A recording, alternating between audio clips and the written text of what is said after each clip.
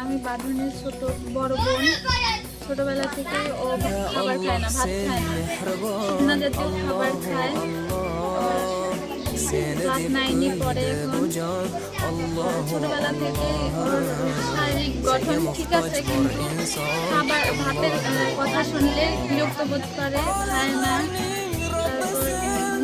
জন্মের পর থেকে আমার জ্ঞান হওয়ার পর থেকে আমি কখনো ভাত খাইনি। আমি জানি না জিনিস কেমন, কিন্তু আমার মনেই চায় না যে খাই। আমি আমার পরিবারের সাথে যখন খাইতে বসি, আমার বাবা মা খায়, সবাই খায়, কিন্তু আমার ভালো লাগে না। আমি বুঝতে পারি না যে কি।